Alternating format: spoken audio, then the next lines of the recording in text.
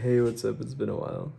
So, I'm gonna first tell you what, kind of predicament I've fallen under, and basically how and why I've fallen into that predicament. It's currently 1:43 a.m., and I think I have roughly 4 or 5 tests and quizzes to study for slash do tomorrow. Or technically today, April 2nd, 2026. Which is really unfortunate because I don't know if you can see my eyes are kind of getting red. Also, I lost my razor, so just testing out this look, I guess.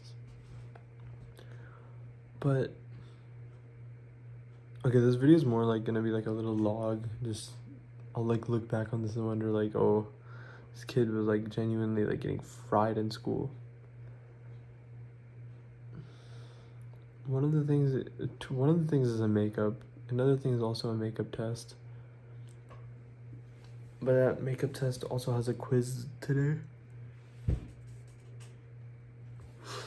I have a whole presentation to give if I show up for first and second period. But honestly, I don't want to. I might show up like mid of third period or early third period, just so I can go in and talk to the teacher, because I have some assignments that are due, but she just hasn't opened them up and I need to submit them. And then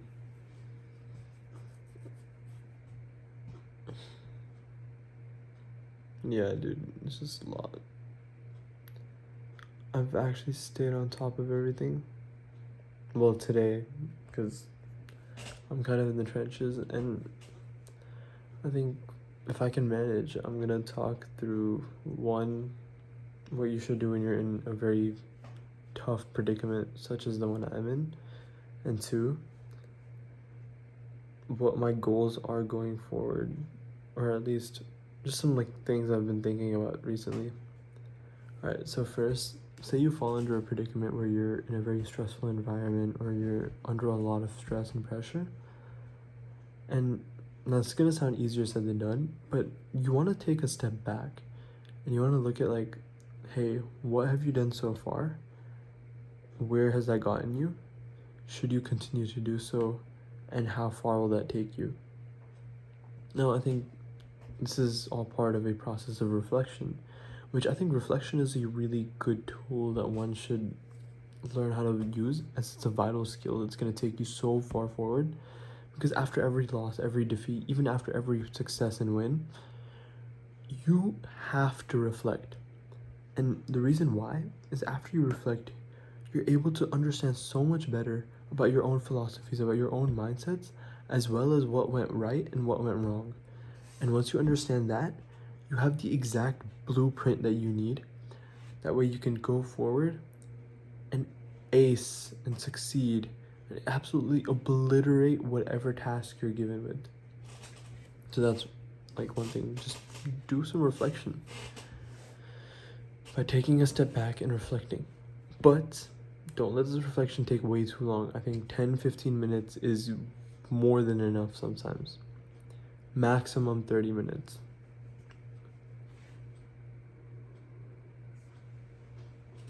And make sure it's like a meaningful reflection where you're meaningfully engaging with yourself in conversation or something.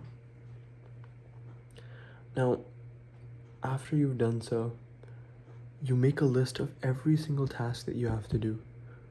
Rank them in order of importance. Like, rank them on like multiple like factors, right? Importance, magnitude, how easy or hard it is to complete, when each thing is due, etc., etc. And that will help you determine what the importance is of each item on your list. Now, once you've done that, you're going to tackle each item one by one, one by one, one by one. But the biggest thing, and something I found out recently, it's called a Pomodoro timer. And the basic idea behind that is that by giving yourself a set time limit within which to complete a certain task, your mind hardwires you into chasing the completion of that task within that time frame. So a general Pomodoro timer will give you 25 minutes with 5-minute breaks. And I think those 5-minute breaks are really good to unwind, as well as unwind one task, as well as wind into the next task. Whilst also, I guess in my case, doom scrolling for like a quick second.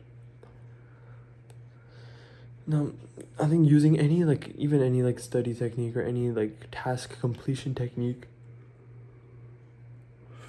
such as the usage of a Pomodoro timer, is so beneficial.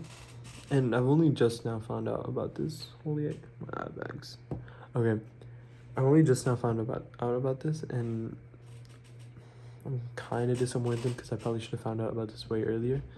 Like, the way I do things is I pay attention in class, and then I just don't study, and I still get high grades because I'm actively participating and engaging in the class. But I've been falling asleep way too much these days, so this is probably why I'm up to 2 a.m. doing work. Freaking, I hate school sometimes. Now, what was that second thing I was gonna talk about? Oh yeah, my goals.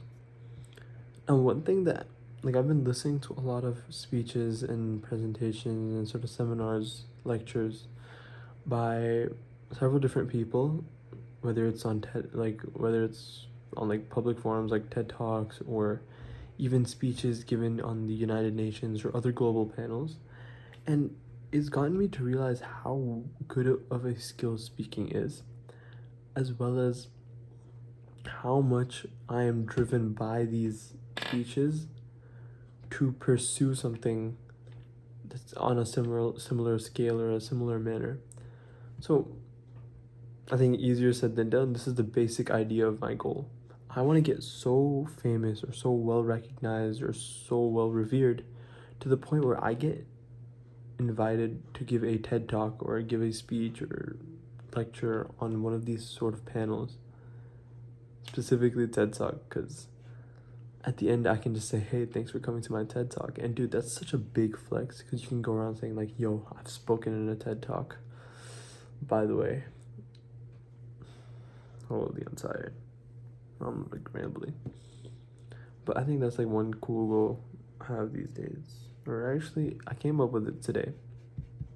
So I'm putting it into words and into recording. That way there is a digital record of it. Anyways, that's gonna be all for today. I know this video is all over the place, and I already I guess I'll apologize for that. But since this is my channel, I'm gonna do it the way that I want to and the way that I feel comfortable doing, so that way there's not a lack of motivation, as well as I don't feel the inherent pressure to perform in front of the camera, because I feel that's horrible. There's so many YouTubers that perform in front of the cameras and all their videos come out to straight utter bullshit, because, mind the language, because their videos don't have any actual real substance, no real emotion, no real humanity within those videos.